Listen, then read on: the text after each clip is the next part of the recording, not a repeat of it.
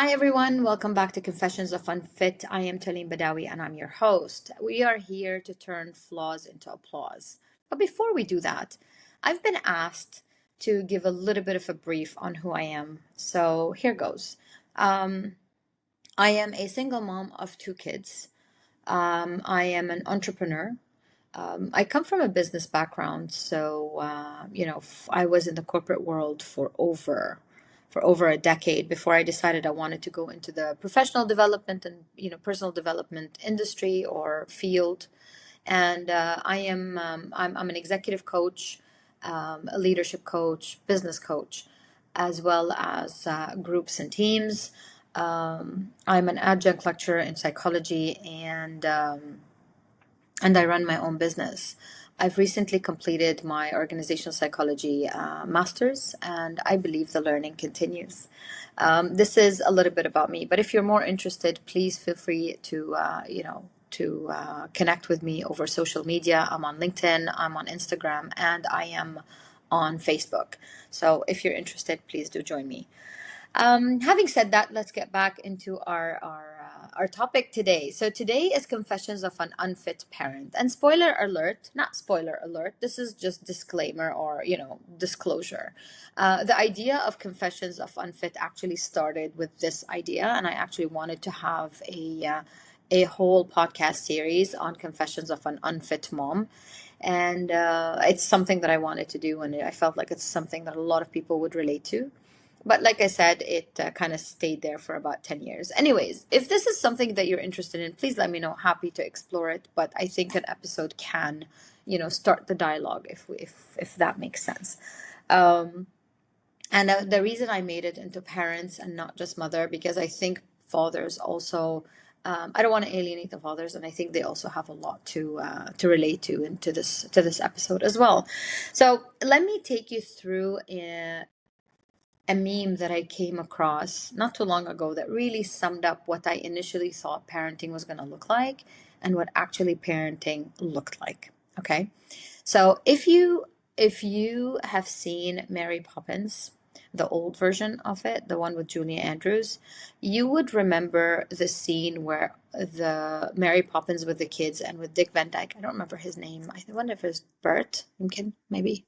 So, where they're all dressed so impeccably with not a hair out of sight and or out of place, and they're all dressed in white and not a stain on anything.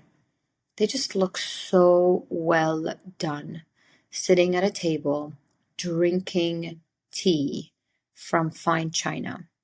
So that's there's that image. And that meme was saying what we thought parenting was going to look like. Now, what we saw parenting to be was closer to, if you've seen the movie Jurassic World, where Chris Pratt is trying to contain the three little dinosaurs, and without getting eaten. Yeah, that's pretty much what what it actually feels like to be parents. What it actually is like to be parents. Except I don't call my kids dinosaurs. I call them monkeys because they literally are jumping all over the place. So, this is the cuteness of it.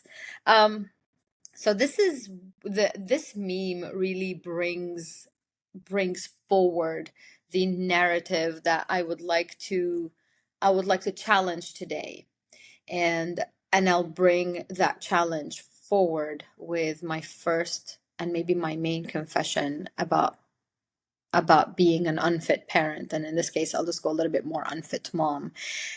There isn't a day, there isn't a night that goes by that I don't question my parenting and that I don't question my competence and my capabilities as a mom.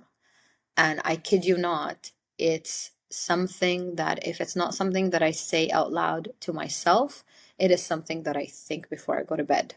Now, that is a fact, and I believe there are a lot of moms and dads out there that feel the same way. Now, they might not do it in the way that I do it. They might not question it the way that I do. Potentially what they might be doing is they might say, I feel really guilty I didn't spend enough time with my kids. I feel really guilty that I want to do something different. I feel really guilty that I'm so tired. I, I would rather spend time with my friends right now than be with my kids. And, all of that happens. We say these things and then we feel super guilty about it. And we worry like, oh my, are we like the worst parent on the planet? So it is a feeling that lives, I'll speak for myself, but it's a feeling that lives with me every single day, every single night. And even even on the days that I do it right, that feeling is smaller, but it's still there. So it's just something that just thought I'd share that and maybe give you permission to give yourself permission to say, yeah, I felt it as well. And you know what? It sucks, but it's part of parenting. And that first time when this overwhelming feeling of failure, of incompetence, of being unfit kicked in for me, where I finally decided to admit it, if that makes sense, where I said, I can't, I just have to speak to someone, because the struggle internally was really hard. Was Now, I've full disclosure, I've done that with and how do I want to say this? I've done that in the sense, like, you break down, and you're finding it really hard, and you're crying, and you're saying this is difficult, and I'm not sleeping, and you're pinning it on why you're not doing it right, and it's just how hard, because you're struggling, and it becomes, I'm not sleeping. It's because of this. It's because of that, right? But the first time where it kicks in and it says, what am I doing right? And it's almost like everybody's telling me I'm doing it wrong. And it's not because people mean to tell you you're doing it wrong. And they don't actually come and say, oh, by the way, you're doing it wrong. But it's this influx of unsolicited, uninvited opinions and advice that kind of goes into our mind, and that we interpret it as, okay, so I don't know anything about this. I don't know what I'm doing, and people are telling me I'm doing it wrong.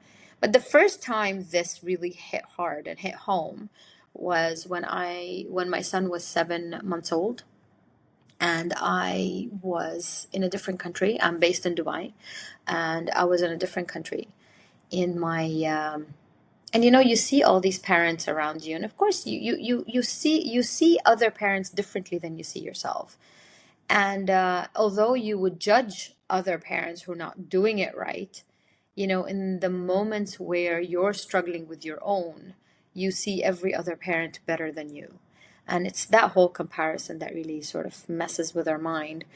So my son was 7 months old, and bless his heart, he wasn't sleeping.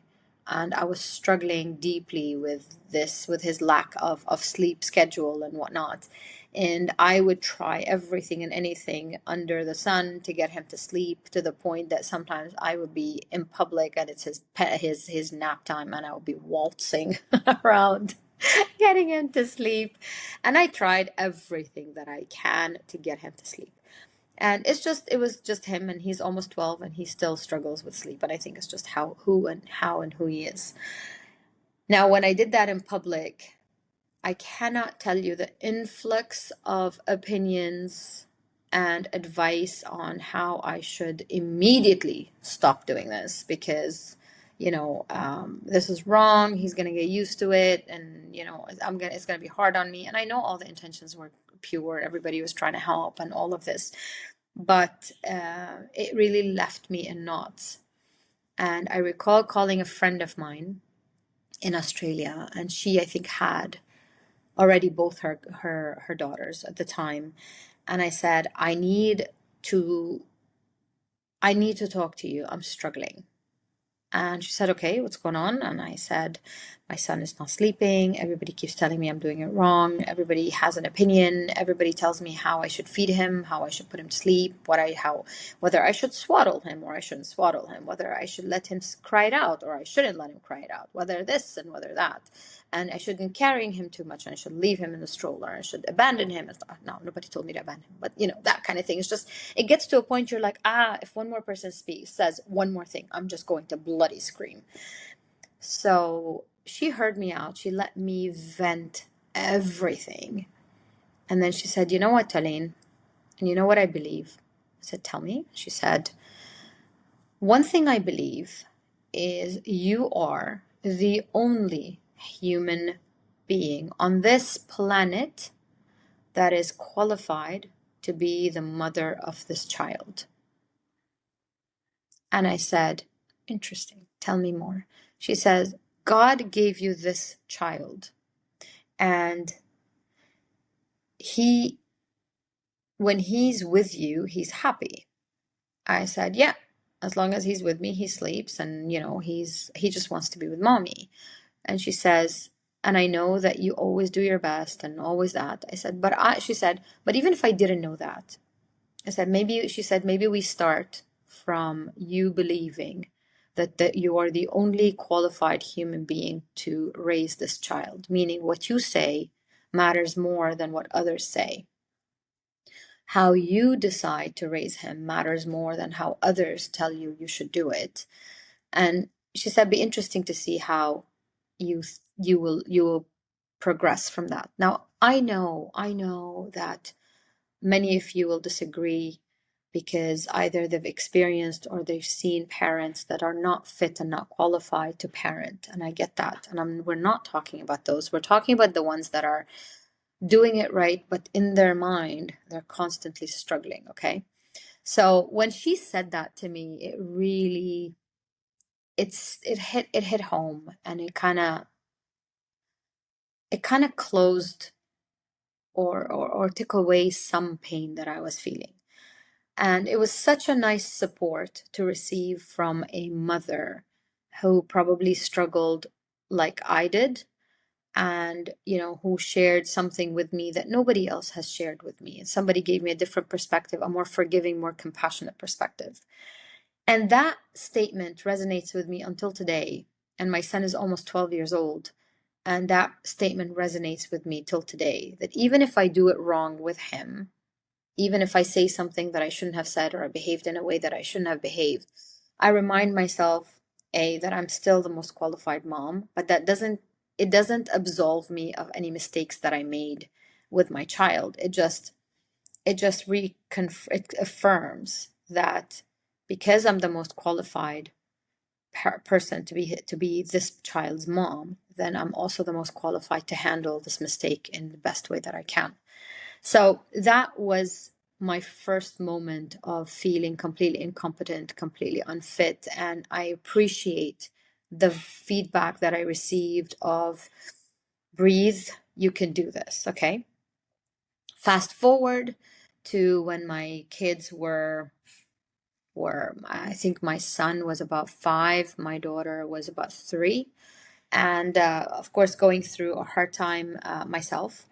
And one of my very, very, very dear friend, who also happens to be a psychologist and a wonderful psychologist as well, I was struggling, and she looked at me and she said, Talene, I'm going to tell you something, and you make sure that you listen to it properly. I said, okay.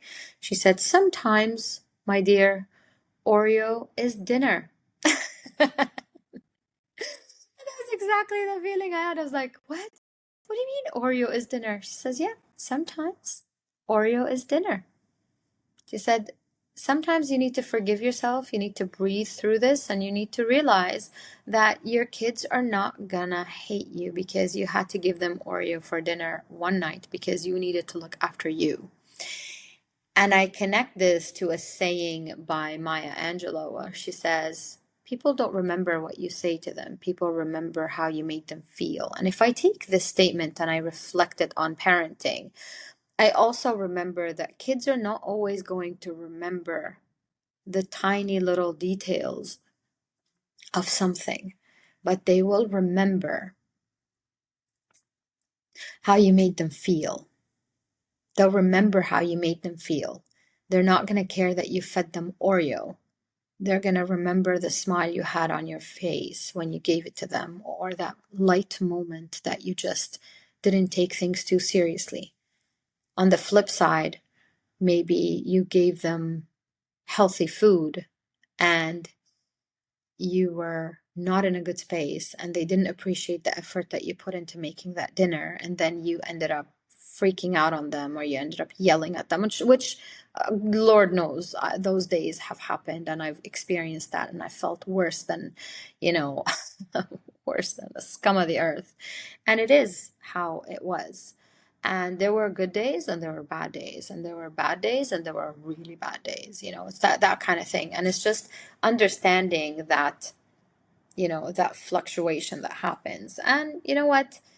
That was really hard back then. And because they were much, much younger, and you're still balancing person versus mother kind of, formula.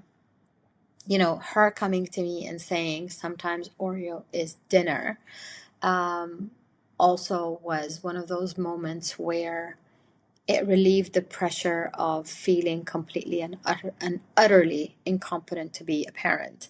I'm not saying that I am incompetent. I'm not saying that I am unfit. I'm not saying that I'm a failure of a mom. That's not what I'm saying at all. In fact, I do have that moment where I say, okay, I feel a bit more incompetent today than I did yesterday, but the reality is I love my kids, and I would never not want to be their mom, and they know how much I love them. And I think that to me is the most important thing, is the fact that they know, and that to me becomes my benchmark. And that will be the thing that hopefully I wrap up with, is they are my number one judge of me as a parent. And I do that pulse check with them every single day, even when I do it wrong. But so that story comes in at around when my kids were like 5 and 3. And I actually was speaking with this friend of mine not too long ago, and I reminded her that. She says, "Yeah, absolutely.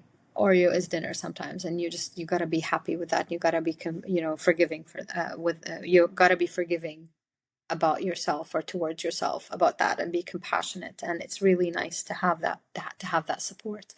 Um, and then of course you hear those things, right? And then you go through parenting, and you come across the times when it's not about Oreo and it's not about dinner, and it's about something way bigger than that. And the way that you process that, and as you become, the parent of older kids, I think you become a little bit more, you take on more skills and more tools and whatnot. And even though the things that you didn't think you were fit to handle back then become second nature to you. And of course, your kids, as they go into different stages in their life, then they bring you, bigger and more challenging obstacles and challenges that you have to go through.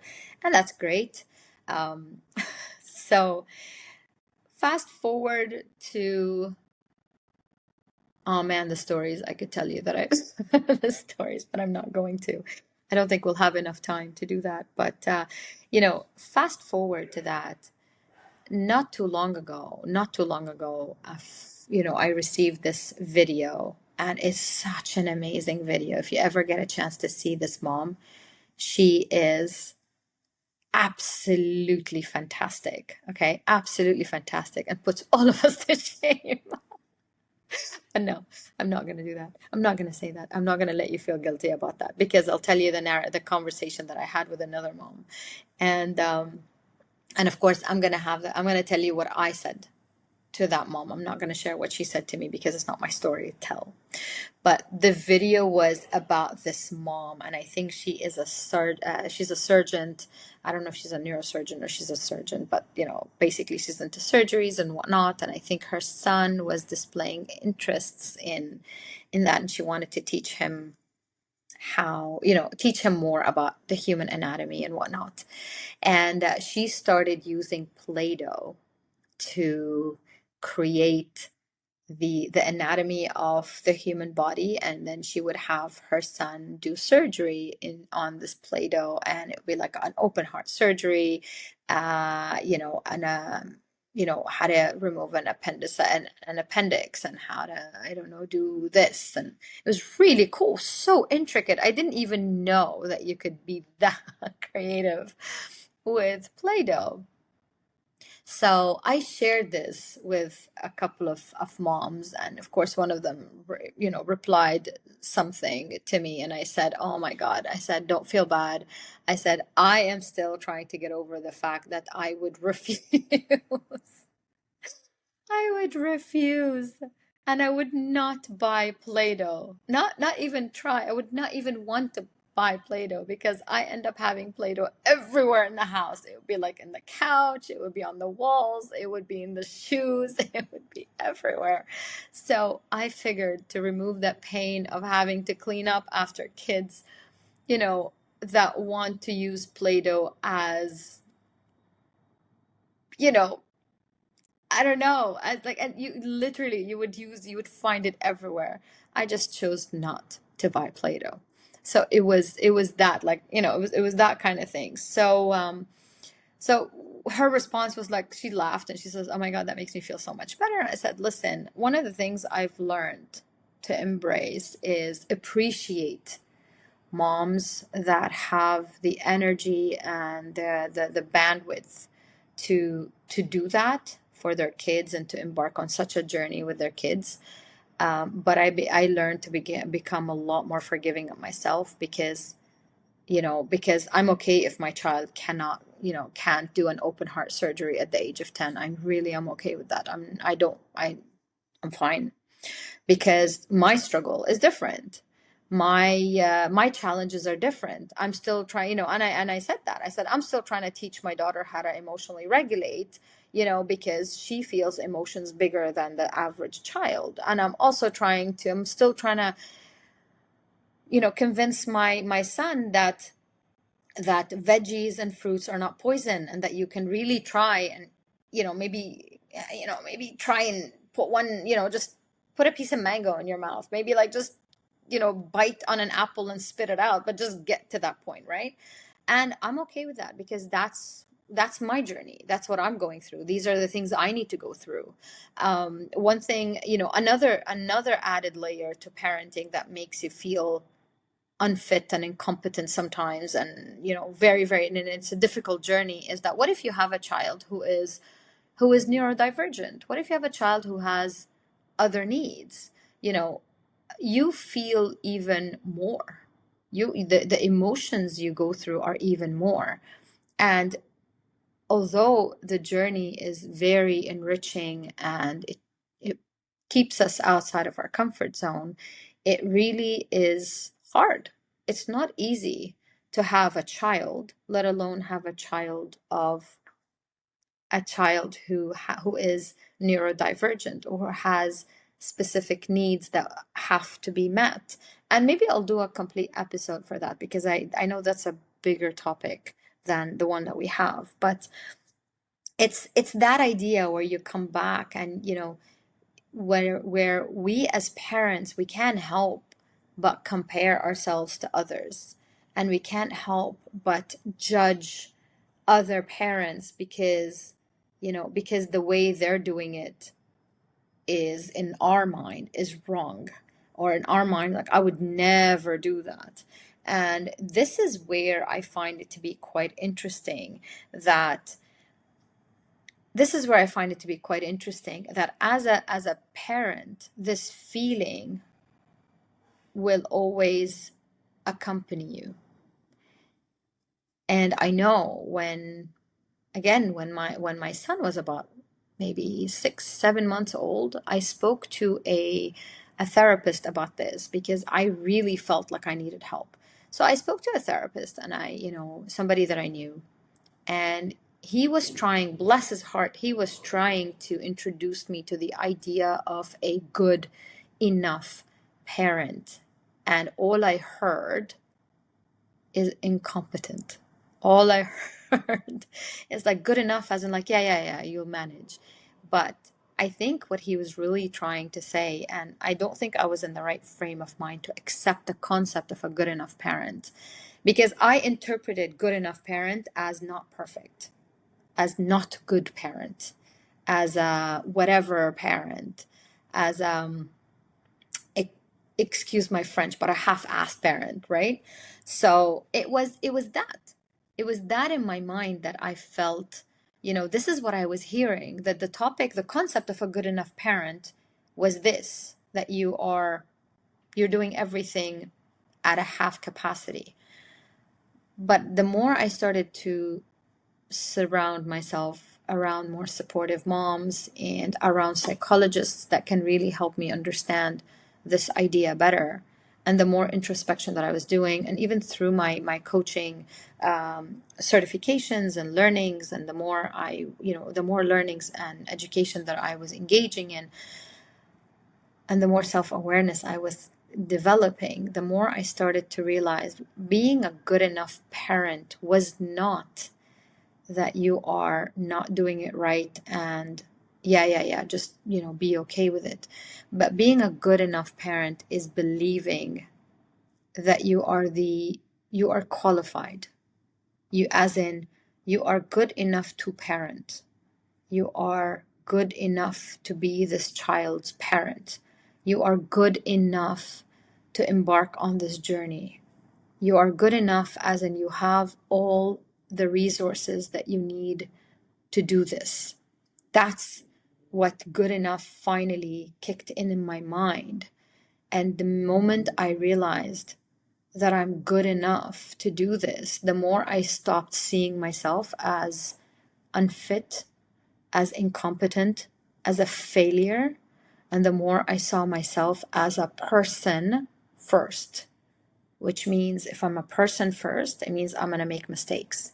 Which means if I'm a person first, I have needs that sometimes I need to look after before I look after my child. Very much like the oxygen mask that comes, that has to drop on an airplane. And they always tell you, look after, put the mask on you first before you put it on others. And the idea is that, and instead of thinking of it as being selfish, you think of it as, I need to be strong so I can be strong for others. And if I'm not being strong, then somebody else is going to have to come in who has put their mask on to look after me, and then the others.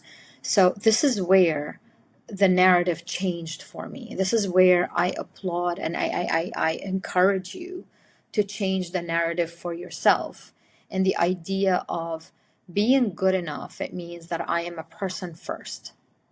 Then I need to attend to this person first and make sure that I'm strong enough. Make sure that when I make mistakes, I attend to those. Make sure that I maintain this perspective, because whenever we look at the parenting aspect, and I know our kids sometimes, and I know I did it when I was growing up. I looked at my parents as perfect, that no flaws, they always did it right, and you never apologize as a grown up, because if you don't make mistakes, there's nothing to apologize for.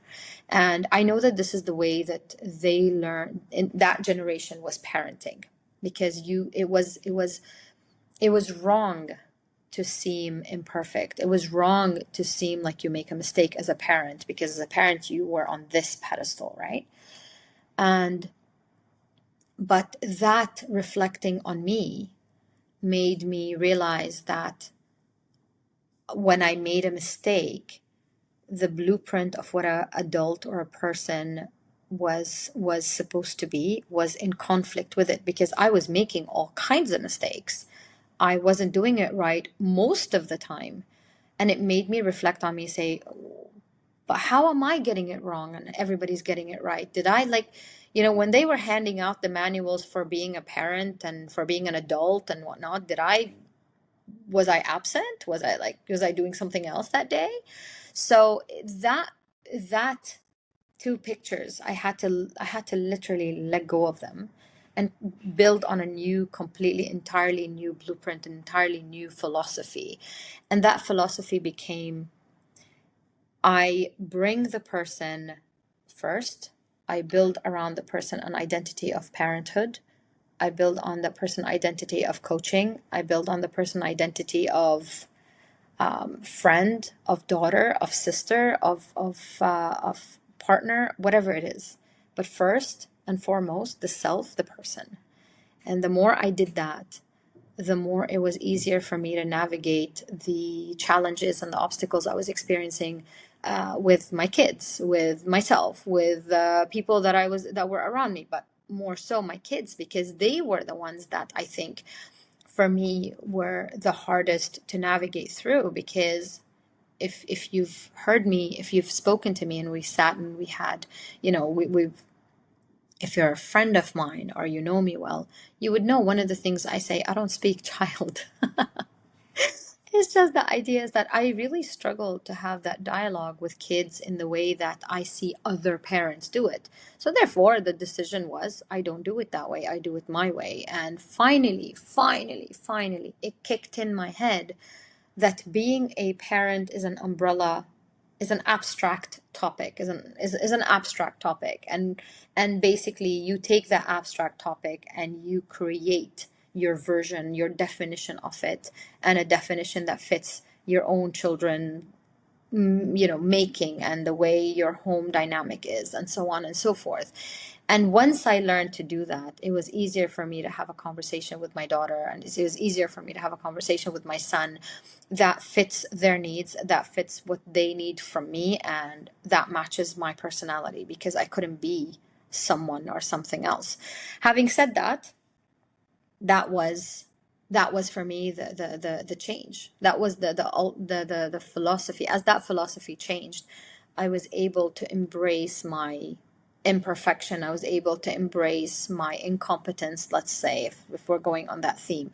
It was easier for me to embrace that unfitness, because I didn't care what people thought of me as a mother. I cared what my kids thought of me as a mother. And that changed the narrative big time, because I know that they're still young, and I know that they will come to a time where they have to go through this challenge of, oh, we don't like you kind of thing. I get that. And I'm okay with that.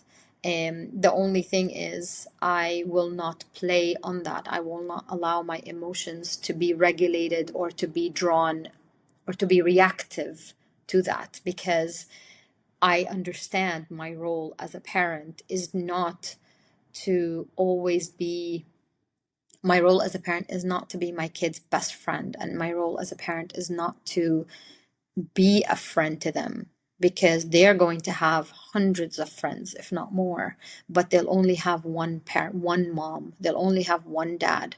And that role I take seriously, in the sense of, I need my philosophy, my journey as a parent is that I need to give my kids a set of attitudes, a set of behaviors, a set of skills that once they leave my nest, they can go out and be these self-sufficient, contributing members of society, and where they can then build their own life and what that life is supposed to look like for them.